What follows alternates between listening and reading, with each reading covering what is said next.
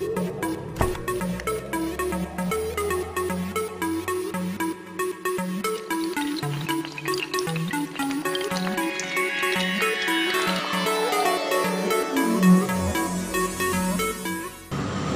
Wedang Gentong ini berdiri 17 Agustus 2018. 2018 itu saya sudah tidak kerja. Saya kerja terakhir 2017 bulan Maret. Setelah kerja saya untang-lantung narik ojol, tarik taksi segala macam. Lalu saya mikir saya harus berubah.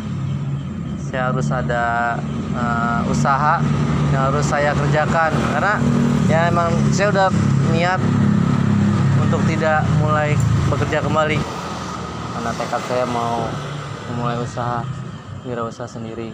Lalu saya bingung mau mulai dari mana. Sering baca-baca buku, lihat YouTube tentang entrepreneur. Lalu saya putuskan berangkat dari hobi. Hobi saya minum jahe. Oh gitu. Ya, dari saya masih. Jadi awal mula ide usahanya dari hobi. Hobi. Karena kalau dari hobi kita tahu enak enggaknya, bagus enggaknya. Jadi dulu waktu saya masih kerja saya kan di lapangan. Seminggu 2-3 kali saya minum jahe. Kemana aja saya pergi, datang aja saya mampir. Jadi saya tahu juga yang mana yang enak-enak, khususnya di Jabodetabek. Lalu ketika udah dapet idenya, coba belajar sendiri, ternyata susah juga gitu loh. Nggak mudah kalau udah lihat YouTube, kok rasanya nggak bisa seperti yang biasa saya minum gitu. Lalu saya berusaha untuk nyari orang yang mau berbagi ilmu. Nah, kebetulan saya punya langganan. Saya coba pendekatan, emang udah akrab juga karena sering minum di tempat dia. Kira saya nanya-nanya, dikasih tahulah caranya. Jadi saya coba beberapa kali, itu pun juga belum bisa sama juga rasanya seperti apa yang dia buat. Ya, akhirnya coba bikin, masih kurang enak, datangnya ke dia nanya, "Kok masih begini ya mas?" "Gua begini." Terus sampai sekitar 5 kali pertemuan. Yang kelima alhamdulillah mendekati, walaupun belum bisa persis. Tapi saya tidak plek-plek apa yang dia kasih tahu, saya langsung jiplak, enggak. Saya ada sedikit modifikasi. Ya, ATM. Gitu. Baru saya mulai, itu pun enggak langsung sini, saya mau bagi-bagi tetangga dulu, tester kurangnya apa, enak apa enggak segala macam. Dan masih ada takut juga buat mulai langsung berjualan di jalanan ya. Lalu saya sering curhat ke teman-teman saya yang bisa dibilang udah mulai duluan usaha jualan langsung, karena dia bilang jualan langsung, jualan online itu beda. Mental lu akan diuji di situ. Orang bilang enak akan ngomong langsung, orang bilang mahal dia akan nembak kemahalan segala macam. Ini lebih susah mana? Lebih susah offline. Mental kita akan sulit. Jadi kita bukan sulit sih, mental itu belum diuji di situ. Karena kita kan menemui langsung masalah saat itu juga. Kalau online mungkin barang diterima, baru dia ngomong, itu pun via chat atau segala macam ya. Kalau ini kan langsung, orang nggak kuat ya, aduh nggak enak nih, sepi ini segala macam gitu loh. Makanya waktu saya sebelumnya, saya gimana caranya nguatin mental saya dulu gitu. Kemudian yang kedua, ketika udah siap secara materi produk, lalu siapkan mental, ketiga yang kedua modal. Oh, jadi skill produk, terus mental. Modal terakhir. Bu saya sih yakin aja kalau modal, selama kita punya kemauan, insya Allah ada jalan itu loh. Karena kata orang bener, modal bukan segalanya. Memang itu bener faktanya, saya alami sendiri. Lalu saya hitung segala macam, keluar angka gitu, keluar angka sekian, angkanya nggak sampai 10 ya. Berapa awal buka itu? Berapa? Sekitar 6 jutaan lah. 6 juta sudah termasuk gerobak itu? Iya, udah termasuk gerobak, bahan baku awal segala macam. Sebenarnya bisa kurang dari itu, cuma kita pakai angka maksimal aja sekitar 6 jutaan. 6 juta. Iya. Kalau minimal kira-kira misalnya minimal bisa nih gitu. Iya. Nah, minimal gini. Jadi kadang orang kan mulai itu pengennya idealis, angka sekian, modal sekian. Sebenarnya diminimalis banget. Caranya apa? Pakai barang yang ada di rumah yang kita punya. Contoh kompor, gelas, sendok, pakai dulu yang ada. Mungkin yang nggak ada, misalnya gerobak, misalnya pancinya gitu, itu baru beli. Jadi nggak keseluruhan harus beli, nggak. Itu yang kadang-kadang orang mikirnya terlalu idealis. Ini beli. Baru semua ya. Iya, baru semua. Kalau saya nggak baru semua, nggak. Pakai yang ada. Saya semampu ini mana yang saya beli. Bisa kebutuhan selusin gelas, tapi saya punya 5, ya udah beli setengah aja, 5-nya pakai di rumah gitu. Kadang-kadang orang kan jor-joran, akhirnya loss di depan gitu. Udah yang kedua udah dapat modalnya terkumpul, ya saya coba jualan. Hari pertama jualan cuma terjual 8 gelas. Ini modal dari mana sumbernya? Ya. Jadi modal saya pribadi, sebagian setengahnya pinjam teman dekat. Oh, modal pribadi. Iya, teman dekat. Iya. Ini ya. Ya sisa-sisa tabungan lah. Itu dan napas terakhir. Karena kenapa saya pilih harus jualan kuliner, harus jualan di jalan, karena saya butuh daily income. Karena kita manusia yang hidup di kota, pengeluaran tiap hari. Ini masukan, maaf kalau kerja kan sebulan sekali.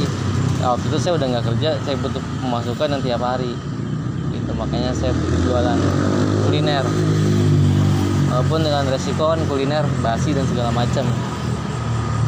Udah dapat modalnya, terus pinjam ke teman pun saya pilih teman yang bisa dibilang dia mapan, terus kita dekat dan dia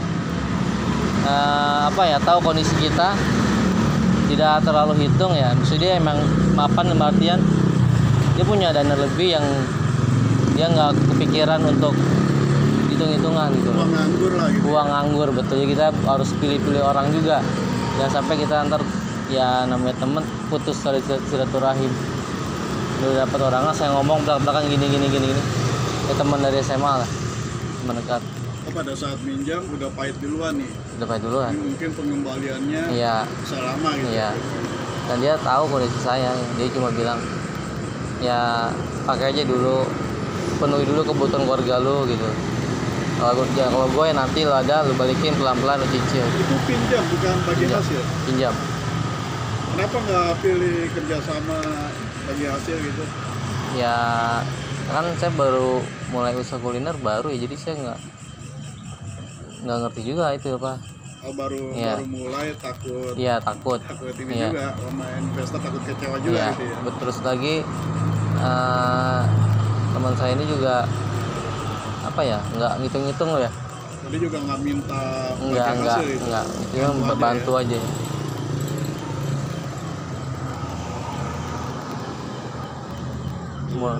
Nah, tadi sebelum yang lain masalah mental, inspirasinya apa nih yang bisa menguatkan mental gitu? Ya pertama inspirasi keluarga ya. Keluarga, karena saya kepala keluarga, saya harus gerak. Kalau saya nggak gerak ya gimana anak istri saya. Terus namanya kita usaha pasti ada ujian, nggak mungkin langsung ramai, nggak mungkin langsung besar, ada proses di situ. Ya pahitnya kita telan aja. Ngapain? Oh iya, oke.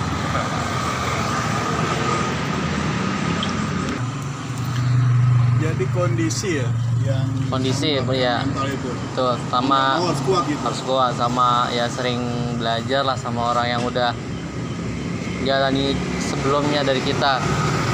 Karena prinsip saya nggak mungkin ada yang langsung besar, kecuali ya memang udah dikasih misalnya warisan, punya usaha bapaknya diturunin udah terima beres. Kalau saya kan emang from zero lah, jadi pahitnya ya contoh kayak gitu, di komplain pelanggan misalnya nggak enak, kemudian kemahal, kemudian nggak bersih segala macam, itu anggap aja pelajaran kritik yang harus kita terima dan untuk perbaiki ke depannya gitu.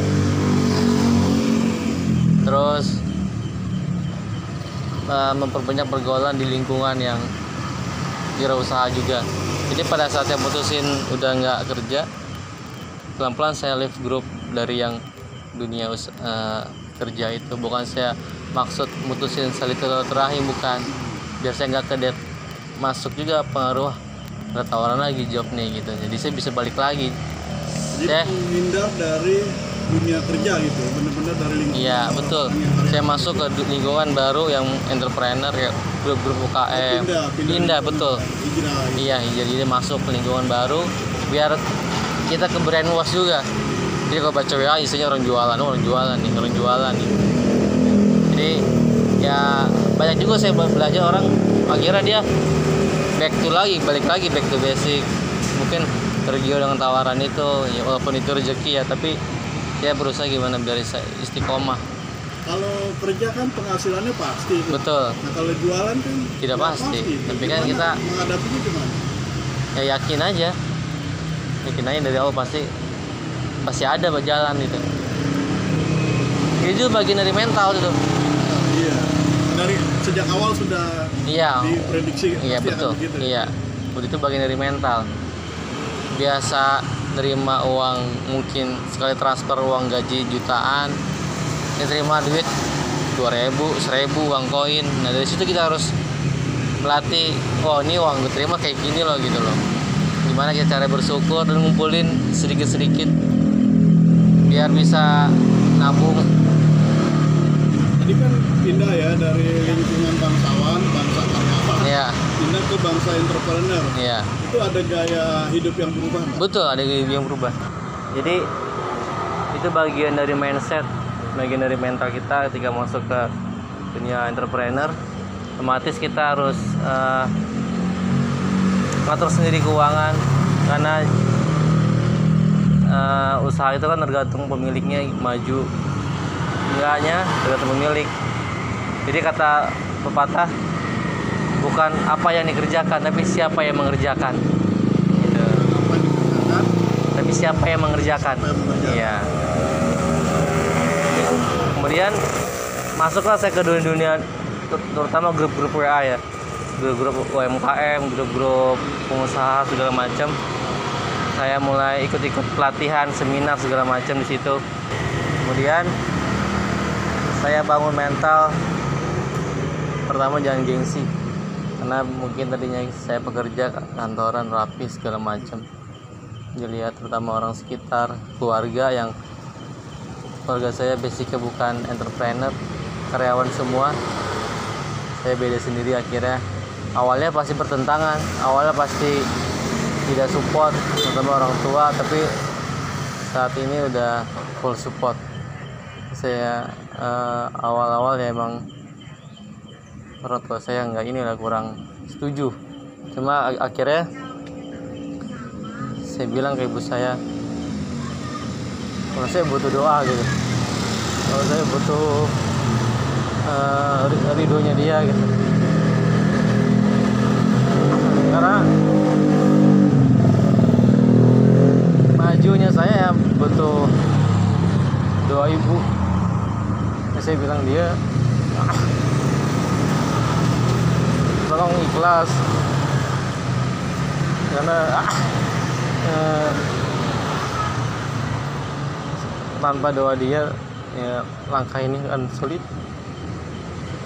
Alhamdulillah hari ini dia pun datang ke rumah juga, dia selalu support sekarang, dan ya alhamdulillah ya efeknya luar biasa. Ini pesan saya buat yang lain kalau mau memulai bisnis ya, kita butuh ridho orang tua juga. Selain yang lain-lain yang masalah mental, modal, ya doa dan ridho orang tua itu juga paling utama.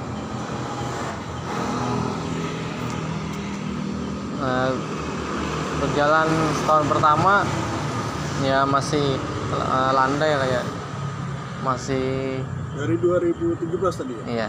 2018 bulan Agustus tanggal 17. Jadi pas Indonesia merdeka. Ya mudah-mudahan saya juga bisa merdeka finansial, spiritual. Tahun pertama landai lah. Saya masih di situ. Sana masih kosong, kebun. Iya, sampai orang sini juga bingung kok dia jualan sendirian sini. Ruko ini belum jadi. Ini belum ada nih.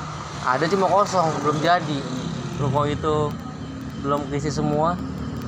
Sampai orang sini bilang ya aneh gitu jualan malam-malam sendirian. Apa nggak takut? Kan mitos ini gentong ini horor segala macam ya. Ya tanggap Belum gitu. ramai jalanan juga tuh. Belum seramai ini. Belum seramai ini. Jam 10 udah agak sepi. Tahun dari 2018 sampai 2019. Kemudian lama-lama setelah setahun baru mulai agak kelihatan. Terus 2019 akhir itu udah pas sebelum covid ya, sebelum covid itu udah mulai agak ramai, udah banyak yang jual juga di sekitar sini. Lalu 2020 awal saya mulai pakai orang.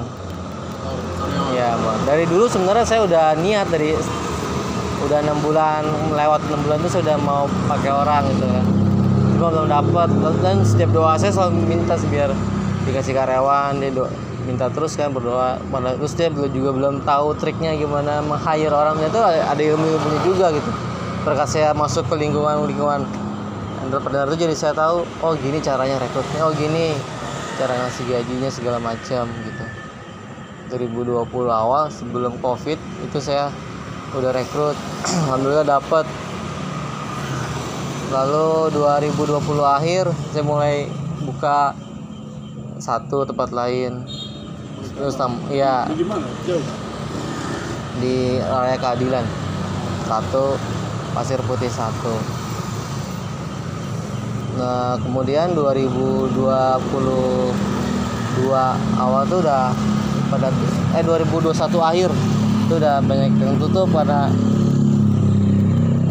saya masih trial and error, masih bagian dari pelajaran saya ya. Dan ternyata nggak mudah juga gitu, kita langsung buka banyak-banyak segala macam. Pertama kemampuan modal, manajemen sumber daya manusia juga, terus manage keuangan gitu loh. Jadi saya tutup, tinggal ini doang. Tambah lagi yang isu PPKM kemarin itu kan, jadi jam geraknya masyarakat itu terbatas. Iya. Nah ini lagi, ini anak saya yang bontot. Jadi ini saya lagi niat mau nyari lagi orang, nyari lagi karyawan. Kalau buka lagi niat, cuma belum siap banget kayaknya, terutama kemampuan finansial gitu.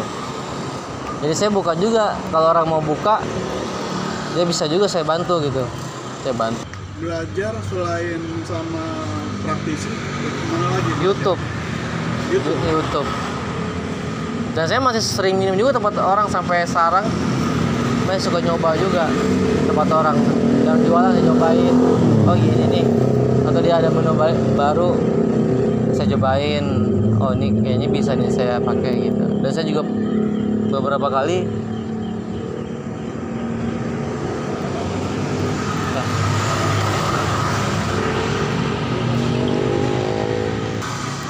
jadi bicara produk, kita juga butuh inovasi. Jadi ada beberapa yang saya bikin produk baru. Contoh terus saya bikin jahe Milo pakai jahe.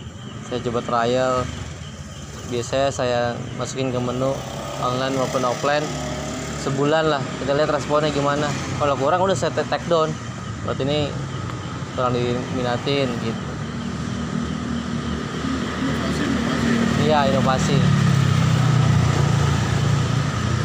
Terus itu kan lama tuh, 2018, sekarang 2022, 4 tahun ya? Iya, mau 4 tahun besok, 17 Agustus nih. Iya, udah mau 4 tahun ya? Iya. 2 bulan lagi kan? Iya.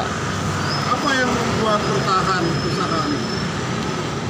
Satu, keluarga pertama. Keluarga ya. Tadi kan motivasi awal juga keluarga. Iya.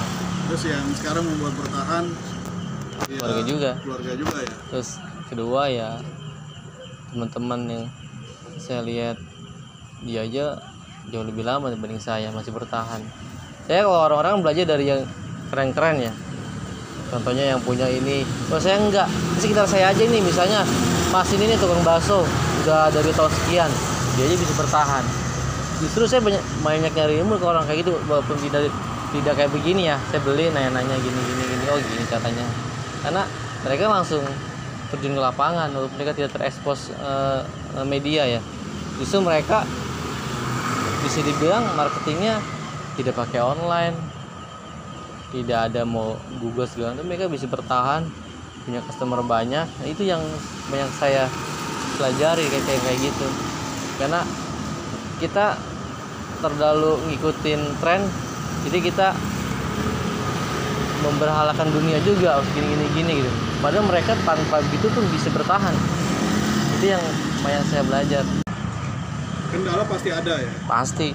Apa kendala terbesar selama 4 tahun ini?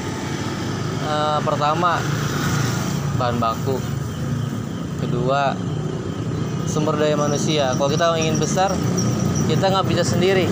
Kita harus melibatkan orang, terutama karyawan. Karena saya juga nggak pengen begini terus, pengen buka lagi, pengen gedein. Kita butuh orang. Karena untuk nyari orang itu, sektor UMKM itu paling sulit nyari orang. Kenapa? Karena membayarnya masih di bawah standar pemerintah gitu. Kalau pabrik kan mungkin udah ada tutup pemerintah ya, mungkin orang niatnya oke lah dengan gaji sekian. Tapi kalau UMKM kan mereka di bawah standar. Terus pekerjaannya juga wah jaging kaki lima nih gitu, kurang bergengsi. Makanya saya sampai detik ini masih belajar sama orang yang pertama yang tadi saya bilang tadi. Dia bisa bertahan berpuluh, bukannya lagi hitungan tahun, puluhan tahun ya. Dia punya karyawan, dia punya cabang walaupun nggak banyak ya. Karena menurut saya bukan lihat jumlahnya, tapi ketahanan dia, terus eksistensi dia tuh bisa bertahan berapa lama. Karena bisnis itu kan pengennya long term. Kita belajar dari orang Cina aja. Orang Cina kalau bisa panjang diwariskan ke anak cucu. Kalau bisa kayak gitu, jangan hitung setahun, 2 tahun, 10 tahun, kalau bisa ya long term.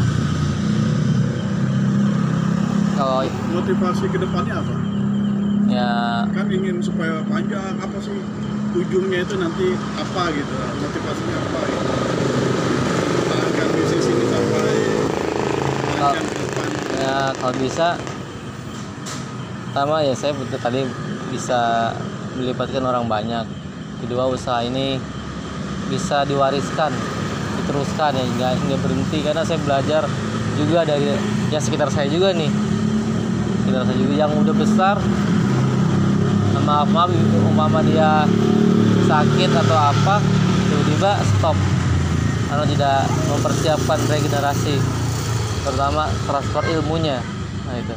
Nah itu yang kita harus banyak belajar sama usaha yang lebih modern. Contoh kayak yang punya brand, si pemilik udah mempersiapkan ketika dia umpama udah tidak ada ataupun sudah ikut campur, usaha tetap jalan. Pengennya kayak gitu. Jadi bisa diteruskan entah itu dengan keluarga saya ataupun orang lain ya. Lalu melibatkan banyak orang. Saya punya, nggak usah gede muluk-muluk lah, minimal orang ke Sawangan tahunya Wedang Gentong gitu. Nggak, minimal buka di tiap kelurahan lah, kan Sawangan punya 7 kelurahan, tiap kelurahan ada lah gitu. Ya, Wedang Gentong. Dan di pemilihan nama juga emang bingung juga awal-awal apa namanya nih ya. Karena waktu yang ngajarin saya, kamu harus pakai nama atau jangan buka terus udah bakso misalnya atau jahe doang, harus kamu kasih nama. Karena itu ciri khas, patokan biar orang tahu, oh iya namanya apa nih ya. Pikirin terus tuh waktu membuka, harus ada nama dulu sebelum buka waktu itu. Nah udahlah pakai itu aja nih, Gentong itu patokan. Awal-awal melewati masa-masa yang seharusnya cuma dapat 18 tuh. Iya, jadi menguatkan mentalnya iya. Gimana tuh? Awalnya 8 gelas ya jatuh di kelas. alhamdulillah rezeki. Makanya di kelas gitu. Jadi hari pertama 8 gelas ada kok di Instagram saya, masih dokumentasinya itu belum terang begini, sedih dah pokoknya ngelihatnya, masih gelap. Gimana hati? Ini Los banget ya berarti. ya disemangatin sama istri ya. Ya harus kuat, terus ya begini jualan nggak seenak yang kita duga gitu. Orang lihatnya rame, kita nggak tahu proses panjang ini saya alamin 8 gelas selama 2 minggu itu tidak kurang dari 10, 8, 5. Iya, tapi ada aja yang terjual. Lalu saya ada teman, lu bersyukur masih ada yang beli katanya. Banyak orang yang baru buka nggak ada yang beli, banyak kata dia. Lu bersyukur masih ada yang beli. Jalanin aja, nikmatin aja katanya. Itu udah resiko. Jadi ya itu saya telan mentah-mentah. Pesan untuk orang-orang yang mau memulai usaha supaya mental mereka kuat dan jualannya sabar, karena sebulan 2 bulan udah berhenti gitu. Nah, apa pesannya itu? Suaranya lebih kencang lagi. Iya. Jadi pesan saya untuk mental harus dikuatin. Siap sepi, siap nerima uang receh, uang 1.000, 2.000, 2.000, 5.000-an. Lalu mau belajar jangan malu, nanya sama yang lebih tua, sama yang lebih muda, sama orang yang jualan cuma gerobak pinggir jalan. Jangan lihat gerobaknya, melihat berapa ramainya dia, seberapa lamanya dia bertahan. Itu harus kita banyak belajar. Kemudian harus pintar-pintar ngatur budget cost. Berpikir secara idealis boleh, tapi minimalis juga penting gitu loh. Banyak orang harus begini, benar ilmunya, benar, cuma kondisi sekarang ini pandemi COVID dan segala macamnya krisis, kita harus pintar-pintar mengatur budget. Jangan sampai jor-joran di depan lalu ternyata juga perkiraan mungkin belum rezeki kita gitu, karena prosesnya panjang. Jangan cepat sukses instan, tapi berproses aja, nikmatin aja pahitnya. Terus minta ridho orang tua tuh, terutama ibu. Kalau bisa sebelum mulai, jangan udah mulai gagal baru minta gitu. Jadi mulai dulu minta ridho dia, cium tangan dia, kaki dia, segala macem, karena doa dia tuh langkah kita lebih mudah. Oke, penutup dong, penutup. Silakan mampir Wedang Gentong, ada di Google, Instagram, Facebook, Gojek, Grab, Shopee. Kesawangan mampir ke sini. Saya bukannya malam ya, jadi kalau nyarinya sore ya mungkin belum kelihatan gerobaknya. Jadi bukannya malam, pada maghrib atau pada isya kalau mau lebih pasti lagi. Gitu. Lokasinya di Tugu Batu depan Jalan Raya. Masuk dikit ada gentong ini, gentong Belanda. Oke, terima kasih nih Pak Ya. Selamat ya.